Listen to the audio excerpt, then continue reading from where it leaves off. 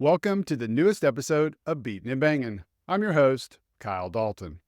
Today's video is all things Kyle Busch, Ricky Stenhouse Jr. fight, but not the fight itself, but what's happened in the days since.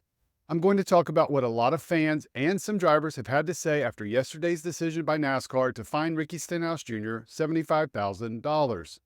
I'll also point out the hypocrisy behind NASCAR's decision, and it comes straight from the mouth of NASCAR President Steve Phelps. Plus, Denny Hamlin talked on his podcast about Busch having some type of facial soreness after the punch from Stenhouse. I found some photographic and video evidence to confirm what Hamlin had to say. However, before we talk about Busch's face, let's talk about what started it all, the punch. It's been talked about since Sunday how Ricky wasn't happy after Busch intentionally wrecked him, initially parked in the number 8's pit box, then told anyone and everyone who would listen that he would be waiting for the two-time champ at his hauler after the race. Stenhouse did just that, and after a brief conversation between the pair, which sounded like it was de-escalating, threw a right hook, and all hell broke loose.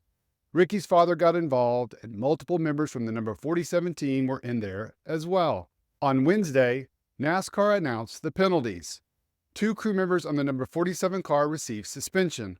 One, a 4-race suspension for his involvement in contacting the driver, and the other, an 8-race suspension for contacting Busch and a NASCAR security official. I think everyone agrees that family and crew members can't be getting involved, especially touching the driver, and the punishment in those cases was totally warranted. But then NASCAR levied a fine of $75,000 to Stenhouse, the largest ever fine for a driver, and unsurprisingly, that resulted in a lot of fans complaining about the decision. And not just any old fans. Daniel Suarez took to X and offered his thoughts. If it's so wrong then, why is it all over NASCAR social channels? He asked. We should be allowed to show our emotions. I don't get it. Interestingly, Kelley Earnhardt responded to his post with her own thoughts. I just said the same thing to a friend, Daniel. NASCAR has exploited the hell out of it, and then this? Exploiting the hell out of it is a pretty accurate description. Here's what Earnhardt and Suarez are talking about. Just on NASCAR's YouTube channel, 7 of the last 10 shorts are devoted to the fight. And there have been 14 videos talking about the fight since it happened. I think that's exploitation defined. So why the penalty if it's being used to promote the sport? Here's what NASCAR Senior Vice President of Competition Elton Sawyer had to say about it on SiriusXM NASCAR Radio. When you wait, 198 laps, and you make those decisions that were made, again, we're going to react to that. There could have been different decisions made. Once we get to the point where it gets physical, we want the 2 drivers to be able to have their time to express their differences. But again, once it escalates to where there's been a physical altercation there, again, we're going to react. And granted, there was no tunnel. Granted, there was no crossover bridge, but better decisions could have been made throughout that period of time that between the incident that happened on the racetrack and the incident that happened in the garage post-race. So if I understand this correctly, Sawyer and NASCAR are suggesting that he had 198 laps to cool down. Okay, that's fair. But typically at all other tracks, that means the driver cools down and leaves the track. There is no incident. However, in this case, there is no exit from the infield at North Wilkesboro, which is what Sawyer said about there being no tunnel or crossover bridge. He's saying, yeah, we understand you were pissed, but you should have cooled off during that time in a situation that we've never put another driver in before, simply due to logistics, and as a result, you weren't justified in getting physical. Makes absolutely zero sense. NASCAR is now apparently in the business of determining the appropriate time it takes for a driver to cool down, even though these specific circumstances, as Sawyer acknowledged, aren't conducive to that happening. So, after putting Stenhouse in an unprecedented situation which resulted in a brawl that the sanctioning body is capitalizing off of, they decided to fine the number 47 pilot a record amount. For most NASCAR fans, this inconsistency, while maddening, isn't anything new. Let me take you back to the start of this season and the Daytona 500, and take a listen to what NASCAR President Steve Phelps had to say about fighting. Driver emotion, you guys getting out of the car and showing emotion when they win, or, you know, an occasional punch or whatever that might be. I'm not condoning that as far as you know. Right, but you're letting, yes, you're letting. You gotta let these things go. And that's good to hear. Fans love to hear that. Phelps says in that one statement two contradicting things. He wants drivers to show emotion, as Suarez mentioned in his post, and then the president goes out of his way to include talking about an occasional punch, but then immediately says he can't condone it. Phelps's comments show the wildly inconsistent position of NASCAR, but so do its most recent rulings on fights. Let's go back to the two fights in 2023, and they provide a clear picture of the sanctioning body's inconsistency. The most notable brawl occurred when Ross Chastain punched Noah Gragson on pit road after the spring race in Kansas. Neither driver was penalized for their actions. Sawyer appeared on SiriusXM a couple of days later and had this to say.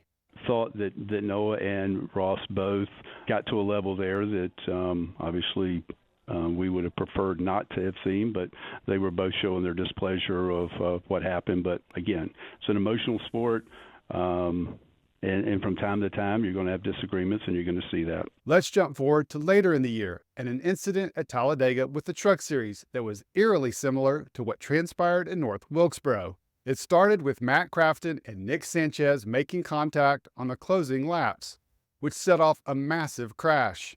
Moments after it happened, the three-time Truck Series champion showed his displeasure and went and parked his truck in Sanchez's pit stall and had words with his team. Sound familiar?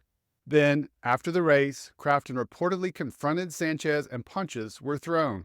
Several days later, NASCAR responded with a $25,000 fine for Crafton and a $5,000 fine for Sanchez. Sanchez's father, Rene, was suspended for the remaining two races of the Truck Series season for his involvement. Also sound familiar? While I think that's the perfect example and what NASCAR could have used as a precedent and penalized Stenhouse, let's go back in the last few years and explore some other notable fights and resulting penalties, or lack thereof. In October 2022 at Martinsville in the Xfinity Series, Austin Hill decked Myatt Snider on pit road after the race. There was no penalty for either driver.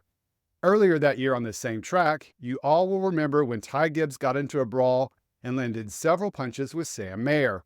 Gibbs was fined $15,000 not for fighting, but for making contact with Mayer on pit road. So there we have it. 4 other skirmishes in the last 2 years, and one of them, Crafton, resulted in a fine for actually fighting. All the others, no penalties, were assessed. And yes, you know NASCAR promoted the hell out of all of them. I hear the fans, Suarez and Earnhardt, and totally agree. NASCAR wants to have its cake and eat it too.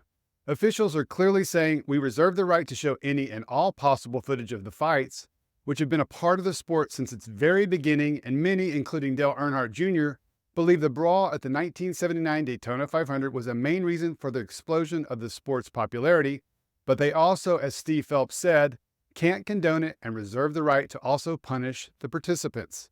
I think that's just it. No one likes the hypocrisy, but I truly believe if NASCAR would at least be consistent in its penalties, the fans would be less upset and try to somewhat accept its decision. But if there's anything fans have learned through the years, it's that NASCAR is consistent in one thing, and that's being inconsistent. Moving on to our last topic, and it's obviously related to the fight. Since the brawl happened on Sunday, I think I've watched at least 100 different replays from all the different angles. There was debate on social media on whether or not Stenhouse connected with that first punch. It's really hard to definitively see because it happened so fast, but it sure looks like he does. So I started looking for the next best thing, and that was any swelling on Busch's face. I found one video that had a pretty good angle and took a screen capture of it. It does appear that Busch has some swelling under his left eye, which lines up with what Denny Hamlin suggested on his Actions Detrimental podcast. Someone's going to need some icy hot, for sure. I mean, surely Kyle's got some sort of soreness or something. For the last few days, I was curious what Busch's face looked like. Then, on Wednesday, he sat down for an interview on Kenny Wallace's YouTube channel and answered the question. Despite what he said about not having a black eye, there appears to be some bruising and swelling in that area. Not much, but still there. And again, there were multiple guys around Busch, as the penalties indicated, so it could have happened from any number of blows thrown out of the view of the cameras. Busch candidly addressed the fight during the interview, including how he thinks NASCAR should let it play out and let the guys handle it before security intervenes. You either got to not let it happen at all, or you got to let it go for at least the guy not throwing the first punch to have a way of being able to get back into it. Unlike NASCAR, Busch is consistent. Here's what he had to say at Darlington last year after Ross Chastain and Noah Gragson threw down. I feel like security stepped in about 10 seconds too quick. So, you let one guy get a hell of a hit in, and then you block the other guy from getting a hit back. Like, you got to at least let the guy try and then maybe get in. But I would seriously urge NASCAR to go with some hockey rules. Once you get to the ground, we're going to break it up. Or once one of you guys looks gassed, we're going to break it up. So let them get a good 30 seconds in. It's going to be way better for TV, and ratings are going to go off the charts. Did you hear that? Way better for TV and ratings off the charts.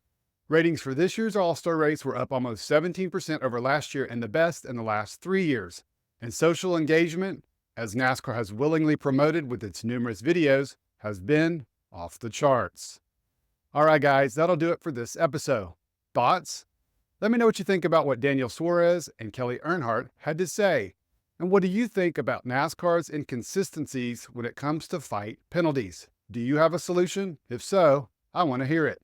Remember, if you want to read my written work, go check it out at heavy.com. Also go to beatingandbanging.com if you want to sign up for my weekly newsletter, and you'll receive an email each Friday recapping the top stories from the week, including reviews of the various NASCAR-related podcasts. Also, make sure to check out my Beating and Banging podcast on the Blue Wire Network. It's available on your favorite listening platform. Thanks again for supporting the channel, and have a great rest of your day.